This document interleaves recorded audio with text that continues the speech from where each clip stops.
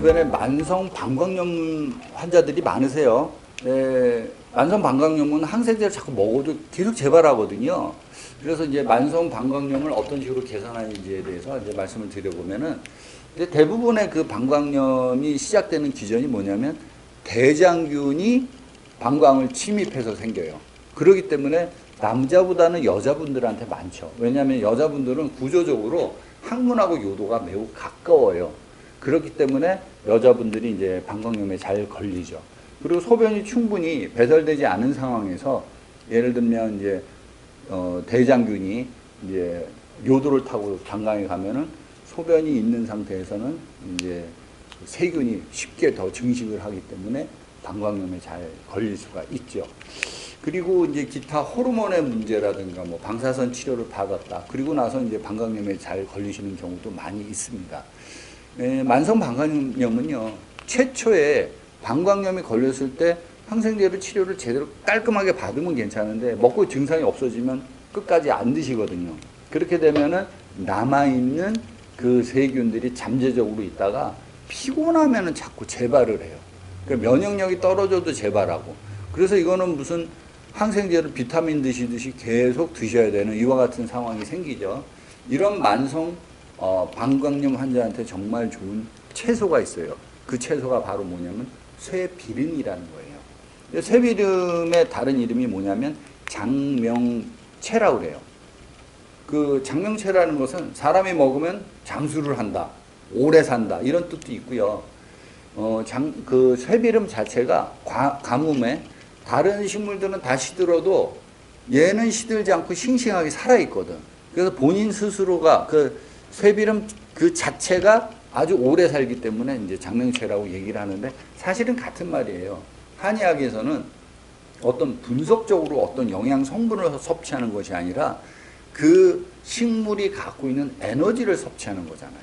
아직까지는 우리가 에너지를 구별할 수 있는 과학적인 기술이 발달하지 못했지만 에너지는 존재하잖아요. 그래서 오랫동안 시들지 않고 죽지 않는 그 생명력을 섭취해서 우리 몸의 기운을 강화시켜주는 거. 그게 한의학 본초 이론이에요. 그런데 이제 얘가 이 쇠비름이 이제 염증을 없애주는 효과가 있고 항암 효과까지도 있어요. 그래서 이 쇠비름을 우리가 이제 한약재 이름으로 뭐라고 얘기하냐면요, 마치현이라고 그래요. 말의 이빨처럼 아주 고르게 잎사귀가 나와 있거든요. 그래서 말의 이빨처럼 아주 가지런하면서 잎새 자체가 매끈매끈해요. 그래서 뭐든지 매끈매끈하기 때문에 잘 흘러나가게 하는 그런 성질이 있다. 그래서 우리가 이제 방광염, 요도염에 이제 많이 쓰는 그와 같은 풀이 되겠습니다. 이 마취현에 대한 이제 전설에 대해서 말씀을 드리면, 전설 따라 삼천리 같은 이야기들이 많아요. 이 본초 강목에는 어린 소녀가 민며느리로 이제 들어와서 노예처럼 이제 학대당하면서 일만 죽도록 한 거예요. 그러다 보니까 헛간에 이제 이질을 걸린 사람을 민며느리를 갖다 헛간에다가 그냥 갖다 버린 거예요. 왜냐하면 뭐 어차피 죽을 사람이니까. 그렇게 이제 방치되어 있는데 그 소녀의 입장에서는 인생이 억울하잖아요. 그래서 엄청 울다가 아유 내가 이렇게 살 바에 차라리 죽자. 죽음을 기다리지 말고 내가 죽자 이러고 이제 나가요. 나가다가 너무 배가 고프니까 농가에 나 있는 그 쇠비름을 먹게 돼요. 그 잎사귀가 통통하거든. 그걸 뜯어먹고 배라도 채우고 죽자라고 해갖고 그걸 뜯어먹었는데 이상하게 설사가 멈추는 거야. 그리고 기력이 생기기 시작한 거죠. 그래서 기력이 생기고 이제 정신을 차려갖고 다시 이제 집 안으로 들어가니까 이제 죽었다고 생각한 애가 이제 살아서 돌아왔잖아요. 그런데 그 집안에 또 누가 이질에 걸려가지고 죽어가는 거야. 그러니까는 이 소녀가 그 풀을 뜯어다가 갖다 먹여서 고쳐줘요. 그래서 그 집안에서 이제 대접받고 잘 살았다는 그런 전설 같은 이야기가 있어요. 근데 이제 그 마취현이라고도 하는 이 쇠비름은 어떤 효과가 있냐면 피가 섞여 나오는 이질균에 대한 항균 작용이 굉장히 강해요. 살균 작용이 있어요. 그래서 우리가 예전에는 뭐 요즘은 맹장염이라고 하는 충수돌기염이 생기면 수술을 받았지만 예전에는 그러다가 이제 복막염 돼서 죽는 경우가 많았잖아요. 그런 경우에도 이 쇠비름을 뜯어 먹게 되면은 그 충수염이 이제 사그러드는 거죠. 염증이 사그러드는 거죠. 그래서 이 쇠비름의 성질을 보면요. 아무래도 태양빛 아래에 꿋꿋이 버틸 수 있다라는 건 뭐예요? 본인이 서늘한 성질을 갖고 있는 거잖아요. 그리고 생명력이 있는 거잖아요. 그래서 뜨거움도 잘 견딜 수 있는 생명력과 동시에 시원한 성질로 인해서 염증을 잘 없애줘요. 그래서 매끈매끈한 성질은 뭐든지 미끄럽게 잘 나가고 염증, 그러니까는 그 방광염이 있게 되면은 소변 적삽이라고 그래요. 한방용어로는. 소변 볼 때 굉장히 껄끄럽거든요. 그런 느낌이 없이 매끄럽게 잘 이제 나갈 수 있죠. 그런데 이제 새비름은요, 아무래도 성질이 서늘하다 보니까 이제 열체질한테는 굉장히 좋은 보약이 되는데, 이제 냉체질에는 조금 오래 장복하는 거는 이제 좀 삼가해 주셔야 돼요. 냉체질에 좋은 장수식품은 제 생각으로는 쑥인 것 같아요. 왜냐하면 쑥이 한겨울에 눈을 뚫고 나오거든요. 그러니까 초봄에. 그러니까 한겨울이 지나고 초봄에 눈이 쌓여있는데 그 눈을 뚫고 나오고 그 쑥이 나온 자리는요. 주변에 눈이 싹 녹아요. 그리고 혹시 그런 말 들어보셨어요? 쑥대밭 됐다고? 쑥이 떨어진 자리는 생명력이 너무 좋으니까 주변이 온통 쑥밭으로 바뀌는 거예요. 그래서 쑥대밭 됐다는 얘기가 있고, 그 다음에 히로시마 원폭 투하 이후에 제일 먼저 식물이 자생했던 것이 바로 쑥이라는 얘기가 있거든요. 그래서 저는 개인적으로 냉체질은 쑥이 좋지 않나 이런 생각을 해요. 그리고 이제 제가 소변 적삽이라고 얘기를 했는데, 소변 볼 때 그 방광염 걸리면 굉장히 거꾸롭고 뭐 요도가 불타는 느낌이라고 그러거든요. 그랬을 때에 그 배뇨통을 줄여주는 작용을 하는 것이 바로 뭐냐면 연근이라고 아세요? 연근? 연뿌리 즙이에요. 그러면은 소염 진통 작용도 있으면서 소변을 아주 잘 나가게끔 해. 부드럽게. 그래서 우리가 연뿌리를 보면 그 단면을 보시면 이게 절단을 해서 보면은 구멍이 이렇게 뽕뽕뽕뽕 뚫려 있잖아요. 그죠? 이게 연뿌리잖아요. 그래서 구멍이 뚫려 있다라는 것은, 뿌리에 구멍이 있다라는 건 뭔가 파이프라인처럼 잘 통한다는 얘기거든. 그 잘 통한다는 거는 우리 몸에서 가장 잘 통해야 되는 게 뭐예요? 혈액이죠. 그래서 혈액순환에 이 연근이 굉장히 좋아요. 그리고 우리 몸의 파이프처럼 또 통과를 잘해야 될 게 뭐예요? 대변이죠. 그러니까 대장의 소통도 원활해지죠. 당연히 소변도 그 파이프라인 타고서 소변도 시원하게 잘 나가요. 그러면서 또 뿌리에 또 작용, 그러니까 연꽃 전체에 그 성질이 어떤 성질이 있냐면요. 보통 연못에서 이제 클 때 연못이 좀 이렇게 물이 깨끗하지 않잖아요. 흐르는 물이 아니거든. 그래서 그 안이 좀 약 흙탕물 같기도 하고 더럽고 오염된 물이 많아요. 연못의 물은. 근데 그 안에서 연꽃은 얼마나 깨끗해요. 하나도 뭐 흙에 묻지도 않고 흙탕물에 젖지도 않고 고고하게 그렇게 깨끗하게 피잖아요. 그래서 이 연이라는 자체가 뭐냐면 자체적인 정화작용이 굉장히 강해요. 그러니까 자체적인 정화작용이 강하다는 것은 우리 몸에 들어오면 해독작용을 하는 거죠. 해독작용에 있어서 가장 우리가 많이 해독해야 되는 게 바로 뭐냐면 활성산소거든요. 그러니까 활성산소를 없애주죠. 해독작용 시켜주죠. 그러니까 어떻게 했어요? 뭔가 우리가 중독된 것들을 끊어내는 금단 현상을 줄여주는 작용이 있어요. 예를 들면 담배 같은 경우에 니코틴 배출에도 좋죠. 그리고 금단 현상 줄여주죠. 이런 식으로 배독을 시켜주니까 어떻게 했어요? 우리가 우리 몸 안에 있는 독을 해독하느라고 굉장히 애쓰면서 에너지 소모가 많거든요.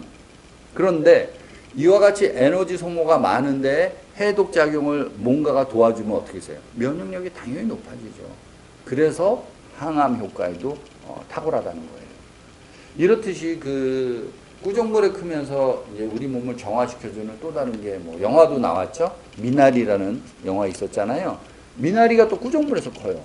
그런데 이 미나리가 또 되게 깔끔하고 깨끗해. 그래서 우리가 술 먹고 다음날 숙취를 힘들 때는 어떻게 해요? 미나리, 그러니까 뭐 예를 들어서 보곡국에다 미나리 넣어가지고 먹는다거나 이런 식으로 먹잖아요.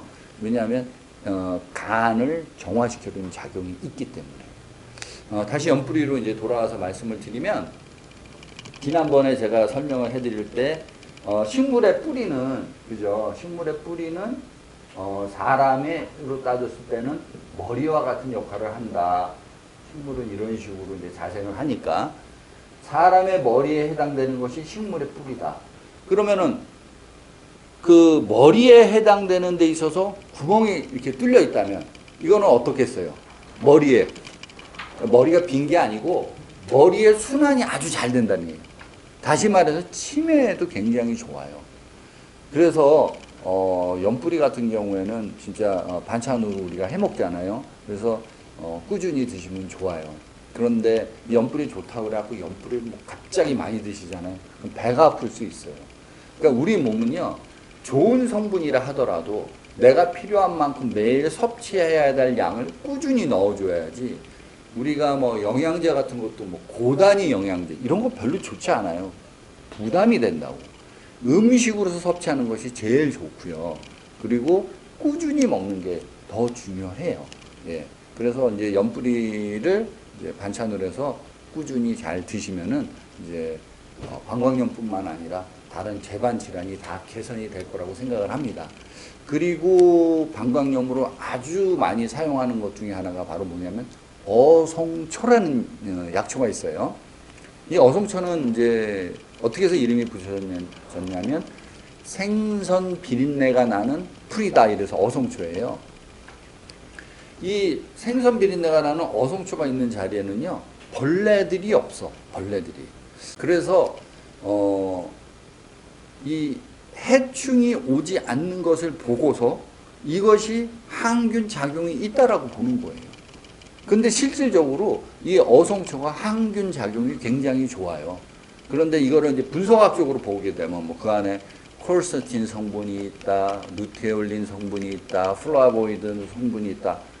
그렇게 이제 분석을 해갖고 이게 성분이 풍부하니까 항균 작용이 있다 이렇게 얘기하는데, 사실은 그냥 직관적으로 벌레들도 안 오고 그와 같은 경우에 이거는 우리 몸에서 균이 자라거나 내지는 뭔가 벌레가 있는데 효과가 있을 거라고 직시하고 사용했던 것이 우리 선조들의 이제 지혜인 거죠.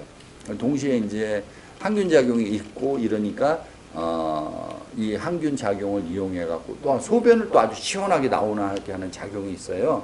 그래서 그 항균 작용과 소변을 시원하게 보게 하는 이 두 가지 작용으로 인해서 전통적으로 요도염하고 방광염에 아주 많이 썼던 것이 바로 이제 어성초예요. 냄새로서 또 세균을 잡는 또 하나의 우리 식품이 있죠. 실제 뭐 약처럼 쓸 수 있을 정도로 좋은 게 바로 마늘이에요. 마늘도 마늘 냄새에 벌레들이 끼지 않아요. 심지어 우리가 캠핑을 갔을 때 우리가 뱀을이나 이런 해충들이 캠프그라운드에 오면 안 되잖아요. 그래서 그 사이트에 주로 이제 뭐를 백반 뿌리고 여러 가지 뿌리는데 제일 효과가 좋은 거는 생마늘 으개가지고요, 몇 군데 이렇게 뿌려놓으면요, 근처에는 벌레들도 안 오고 특히 뱀이 안 와요. 네. 그래서 그 말은 바로 무슨 얘기냐? 마늘 안에 항균 작용이 굉장히 탁월하다는 거예요.